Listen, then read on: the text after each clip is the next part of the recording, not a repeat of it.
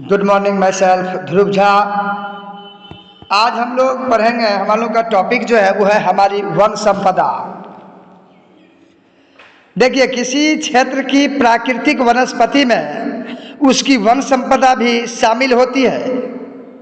One एक महत्वपूर्ण प्राकृतिक संसाधन है। यह गणना की गई है कि किसी देश के कुल क्षेत्रफल का 1/3 भाग वनों के अधीन होना चाहिए, लेकिन भारत में इसके कुल क्षेत्रफल का केवल 5वां हिस्सा ही वनों से आच्छादित है। यह जो है वो आवश्यकता से काफी कम है। वन भी एक महत्वपूर्ण प्राकृतिक संसाधन है। वन और उसके उत्पाद हमारे लिए निम्नलिखित प्रकार से उपयोगी है, जैसे वे हमें मसाले, औषधीय पौधे, विभिन्न प्रकार की जड़ी बूटियां, रबर और फल देते हैं। दूसरा, ये विभिन्न जानवरों और पक्षियों को जो है आश्रय प्रदान करते हैं।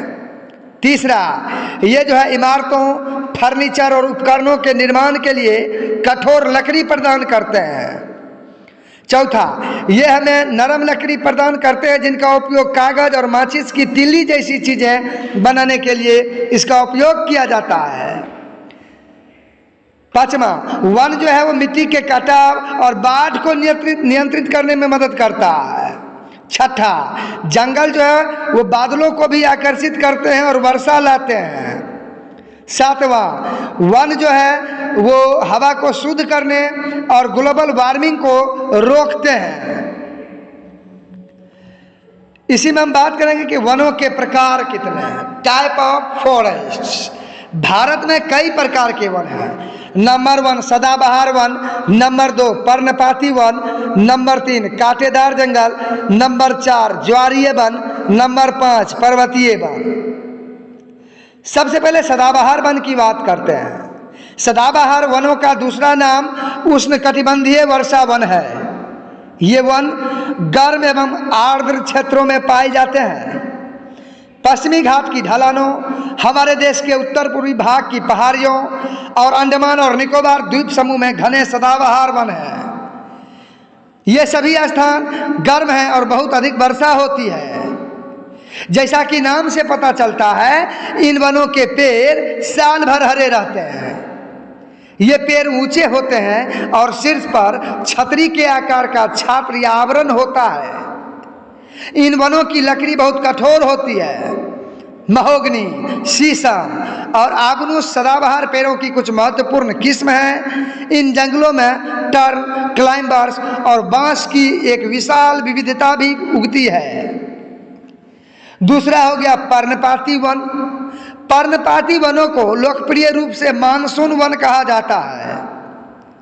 यह जो है हिमालय की तलहटी, सह्याद्री और भारतीय प्रायद्वीप के उत्तर पूर्वी भाग में पाए जाते हैं। ये वन हमारे देश के अधिकांश भाग को कवर करते हैं।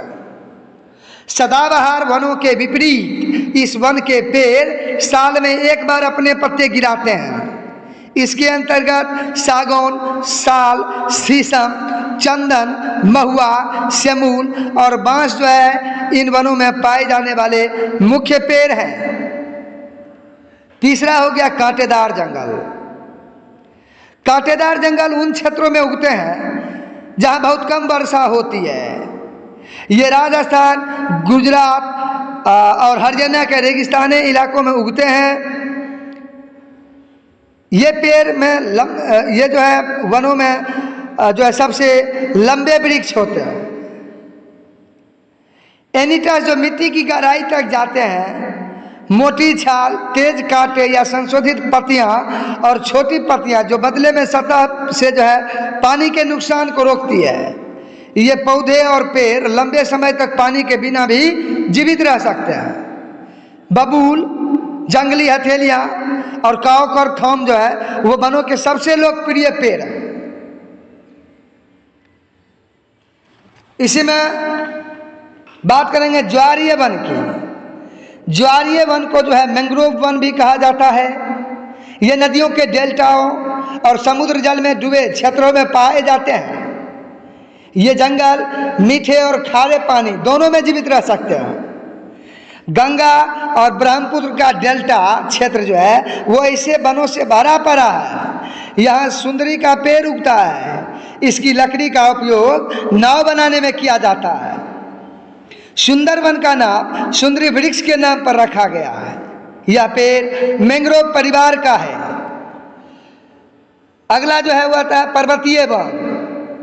पर्वतीय वन जैसा कि नाम से पता चलता है, हिमालय क्षेत्र और दक्षिण भारत में नीलगिरी पहाड़ियों के कुछ हिस्सों में पाए जाते हैं।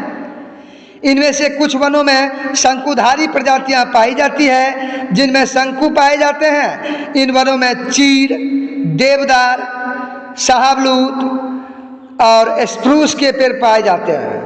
ये पेड़ ऊंचे होते हैं और इनमें नुकीली सुई के आकार की पत्तियां होती है, इसलिए पेड़ों पर बर्फ नहीं जमती। इन पेड़ों की लकड़ी का उपयोग कागज बनाने में किया जाता है। देखिए, ये तो हो गए वन के प्रकार। ये जो अब हम लोग को जंगल को बचाना बहुत जरूरी है, क्योंकि वनों के निरंतर उपयोग से वन क्षेत्र में काफी कमी आई है। परिणाम स्वरूप हमें मृदा अपरदन, बाढ़ और सूखे की समस्याओं का सामना करना पड़ रहा है। चूंकि वन जो है वो इस धरती पर जीवन का समर्थन करने में महत्वपूर्ण भूमिका निभाते हैं, इसीलिए सरकार ऐसे कदम उठाने के लिए मजबूर हो गई है जो इस महत्वपूर्ण संसाधन को शीघ्रता से पुनर्जीवित करेंगे। क्या आपने कभी चिपको आंदोलन या चिपको आंदोलन के बारे में सुना है? चिपको आंदोलन, चिपको शब्द का अर्थ है गले लगाना या आलिंगन करना। 1970 के दशक में उत्तराखंड में महिलाओं के एक समूह ने इस आंदोलन की शुरुआत की थी। उन्होंने पेड़ों को गले लगाकर उन्हें काटने से रोका। यह आंदोलन उत्तराखंड के रैनी गांव से शुरू होकर पूरे गढ़वाल क्षेत्र में फैल गया। इस क्षेत्र की महिलाएं पेड़ों की निर्मम कटाई के विरुद्ध विद्रोह करने के लिए एकजुट हुई। सुंदरलाल बहुगुणा ने इस आंदोलन का नेतृत्व किया और लोगों की कड़ी मेहनत अंततः सफल हुई जब सरकार ने वनों की कटाई को रोकने के लिए कानून पारित किया। लेकिन इससे भी लोग पेड़ काटने से हतोत्साहित नहीं हुए हैं। सरकार ने सामाजिक वानिकी आंदोलन और वन महोत्सव जैसे कार्यक्रम शुरू किए हैं जो वन संरक्षण को प्रोत्साहित करते हैं। हर बच्चे के लिए एक पेड़ या एक कार्यक्रम शुरू किया गया है जिसमें बच्चों को पेड़ लगाने और उसकी देखभाल के लिए जो है प्रोत्साहित किया जाता है। इसके अलावा सरकार वनों के संरक्षण में स्थानीय लोगों और आदिवासी लोगों को भी शामिल कर रही है। शहरी क्षेत्रों में हरित पट्टियां विकसित करने के लिए भी कदम उठाए जा रहे हैं। जंगली जानवरों और विभिन्न प्रकार के कीड़ों और पक्षियों का घर है। जब हम जंगल काटते हैं, हम इन जीवित प्राणियों के आवास को भी नष्ट कर देते हैं। अप्रतिबंधित अवैध शिकार और शिकार के कारण कई प्रजातियां भी विलुप्त हो गई हैं। इसलिए सरकार ने जानवरों के साथ साथ उनके निवास की रक्षा के लिए वन्य जीव और पक्षी अभयारण्यों के साथ साथ राष्ट्रीय उद्यान भी स्थापित किए हैं। हाथी, दरियाई घोड़े, गेंडे, हिरण उत्तर पूर्व में पाए जाते हैं।